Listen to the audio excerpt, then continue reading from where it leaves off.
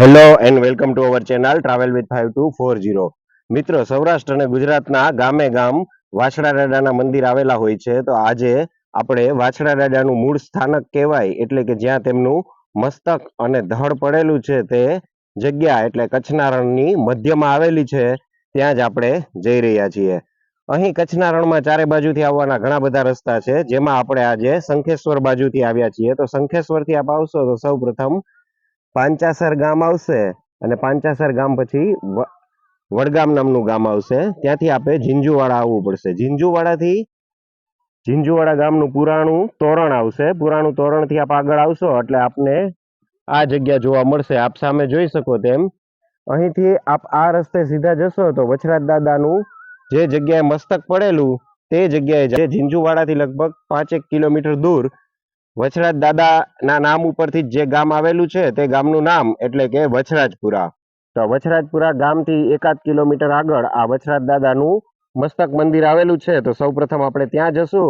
આજે આપણે આ ધાર્મિક યાત્રા કરીએ અને રસ્તામાં અન્ય વિગતો તમને આપું.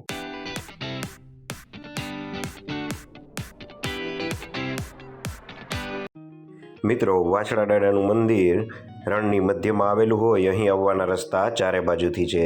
જેમ કે આપ કચ્છથી આવતા હોય તો આડેસરથી પણ એક રસ્તો આવે છે અને સૌરાષ્ટ્ર બાજુથી આવવું હોય તો ધાંગધ્રાથી પણ એક રસ્તો આવે છે.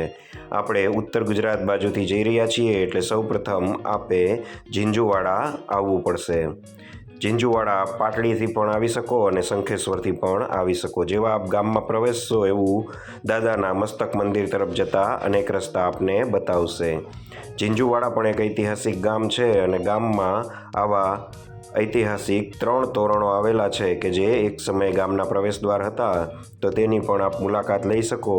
ત્યારબાદ અહીંથી લગભગ 7 કિલોમીટરનો સિંગલ પટ્ટી પરંતુ પાક્કો રસ્તો છે જે આપને દાદાના મસ્તક મંદિર સુધી લઈ જશે. મિત્રો, વછરાજપુરા ગામથી લગભગ 1 થી 1.5 કિલોમીટર અને ઝીંઝુવાડાથી 7 થી 8 કિલોમીટર આપ દૂર આવશો એટલે જે સામે આપ જોઈ રહ્યા છો તે જ વછરાજ દાદાનું મસ્તક મંદિર છે. ત્યાં આપણે સૌપ્રથમ દર્શન કરીશું.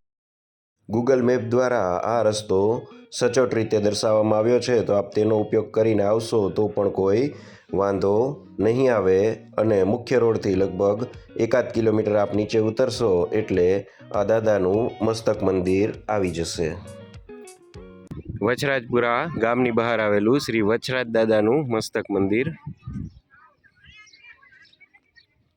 અને અહીં આગળથી સીધા આપણે આગળ જશું. તો સૌપ્રથમ ચલો મસ્તક મંદિરના અંદર જઈએ અને દર્શન.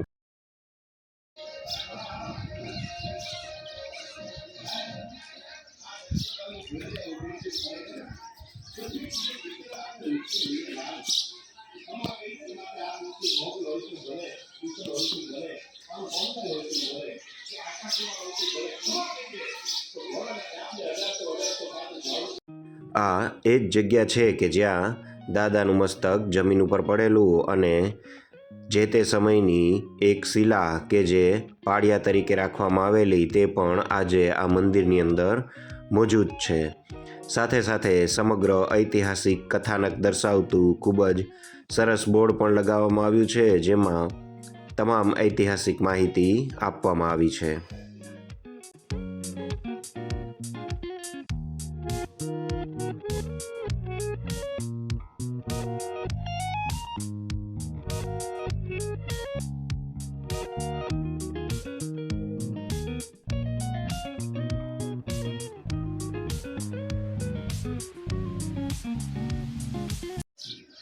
અહીં મિત્રો આપ જે જોઈ શકો તે આ વરખડીનું વૃક્ષ છે કે જે વરખડીના વૃક્ષના પાયામાં જ દાદાનું મસ્તક પડેલું તેવું કહેવાય છે.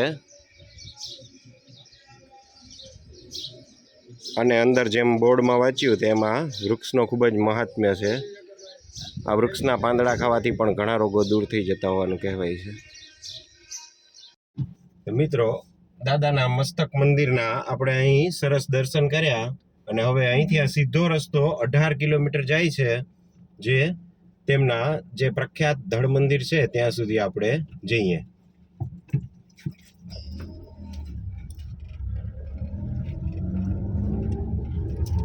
આપણે મસ્તક મંદિરથી સીધા જ દાદાનું જે મુખ્ય મંદિર કહેવાય છે તે તરફ જઈ રહ્યા છીએ.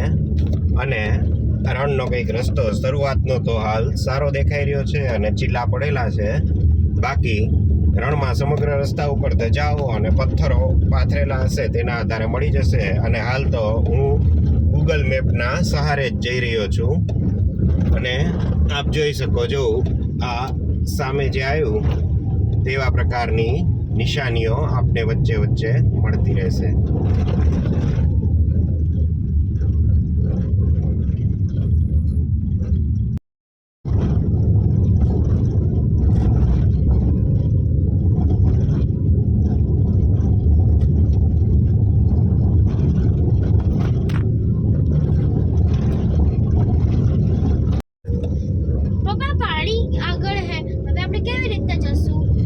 પાણી નથી, જાંજવાનું ઝાડ છે.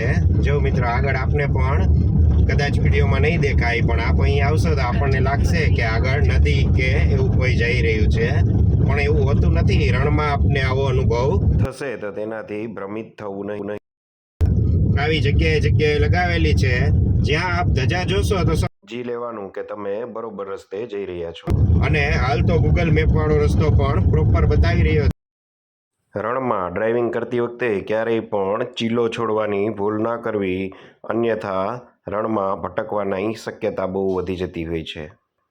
અને મસ્તક મંદિરથી લગભગ 2 કિલોમીટર આવ્યા હશું. અહીંથી હવે અંદાજે 16 કિલોમીટર દૂર છે. આપ જો આ ધજા દેખાય છે, આવી ધજાઓ આપને રસ્તામાં મળે તો આપણે સમજી લેવાનું કે રસ્તો પ્રોપર છે. અને ચારે બાજુ આપ કચ્છનું રણ દેખશો એટલે આ એક ડ્રાય રણ આપને જોવા મળશે.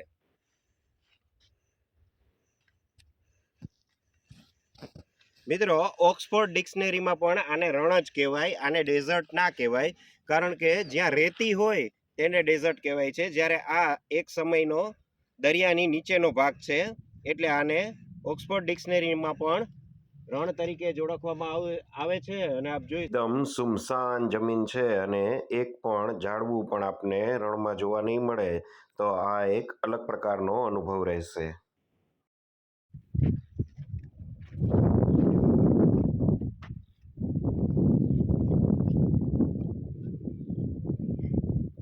કેવું છે આપને રણમાં અગરિયાઓ પણ જોવા મળશે અને ઘણા બધા મીઠાના અગરો પણ છે. આપ જોઈ શકો છો અલગ અલગ જગ્યાએથી. સામે પણ પેલી ગાડી કદાચ આપને દેખાય તો જોઈ શકું, ધાંગધ્રાથી અને સામખિયાળી. અહીં આવવાના ઘણા રસ્તા છે અને આ પાડેસર બાજુથી આવશો તો રસ્તામાં એક અનોખો મેઢક બેટ પણ આવશે. અહીં દર્શાવેલું જ છે કે દાદા તરફનો રસ્તો. પાછળ કેટલીક ટુરિસ્ટ બસો પણ આવી રહી છે અને આ રસ્તો જે જાય છે તે વચરાજ દાદાના મૂળ સ્થાનક આપણે જ્યાંથી આવ્યા તે તરફ છે.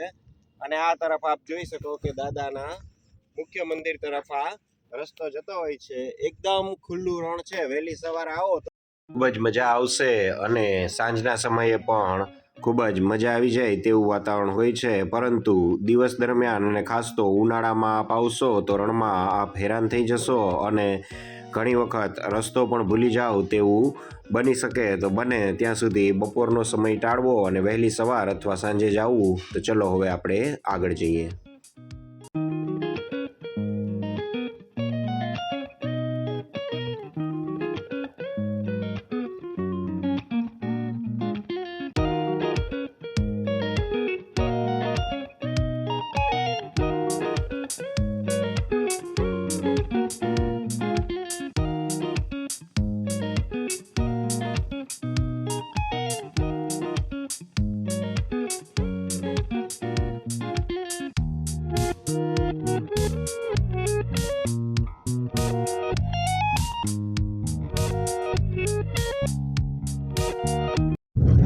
મિત્રો હવે લગભગ 3-1 કિલોમીટર દૂર છે અને સામે જ દેખાય છે તે જ વચરાજ બેટ દેખાઈ રહ્યો છે અને તેની આગળ અંતસ્થ રૂપેણ નદી છે. તો રસ્તામાં આપને આવા પથ્થરો ઉપર ઝંડીઓ લગાવેલી જોવા મળશે અને ગૂગલ મેપના લોકેશન મુજબ જ અમે આવ્યા છીએ તો ગૂગલ મેપ પ્રોપર લોકેશન બતાવે છે. મંદિર આવી ગયું છે અને જ્યારે આપ મંદિરે પહોંચશો ત્યારે આપને ભીડ જોવા મળશે. ચૈત્ર સુદ એકમથી ચૈત્ર સુદ પૂનમ વચ્ચે અહીં મેળો હોય તો એ સમયગાળા દરમિયાન આપને અહીં ખૂબ જ ભીડ અને ખૂબ જ લોકો જોવા મળશે. જેમ આપણે સામે જોઈ શકો તેમ ઘણી બધી બસ અને ગાડીઓ લાઈનસર રાખેલી છે અને ત્યાં પાછળ મુખ્ય મંદિર આવેલું છે. તો આપણે આપણી જગ્યા ઉપર પહોંચી ગયા. આગળ આપણે જોઈએ તો મિત્રો જોઈ શકો નાનું એવું માર્કેટ ભરાયેલું છે અને પાછળ મંદિર છે અને ગાડીમાં કંઈક આવી ધૂળ ઉડે. પાછળથી બીજી બાજુથી પણ લોકો આવી રહ્યા છે અને આપણે આ જે રસ્તો છે ત્યાંથી આપણે આવ્યા છીએ. આ આખો બેટ જ છે.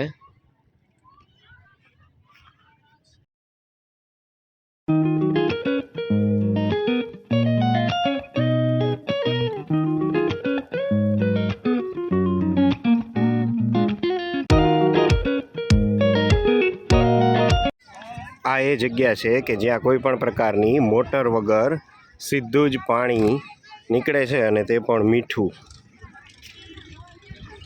તો આપણે જોઈએ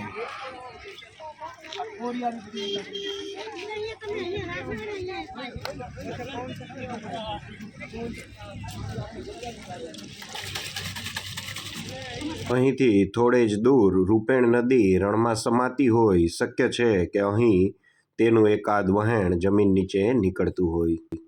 મેં પાણી ચાખી જોયું. પાણી મીઠું તો નથી પરંતુ રણમાં પીવા માટે કામ લાગે તેવું છે. ગેટ છે અને જેવા એન્ટર થાવ તેવું જ સોલંકી વીર વછરા દાદા મંદિર આપને જોવા મળશે.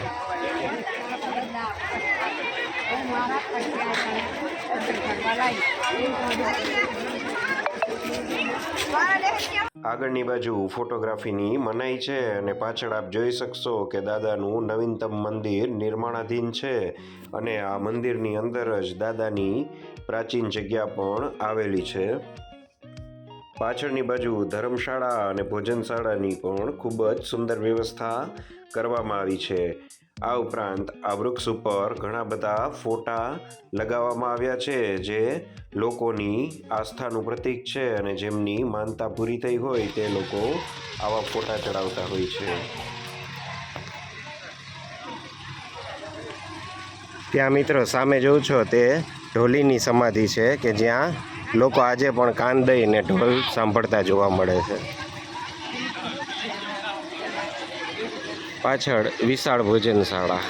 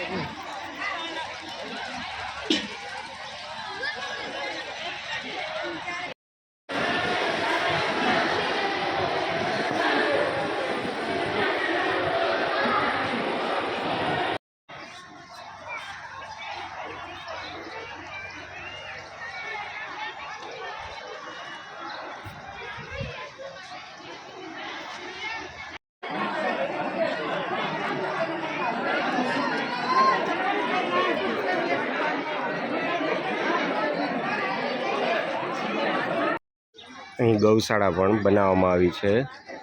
બાજુમાં શેરડીના રસનું પણ વિતરણ થતું હોય.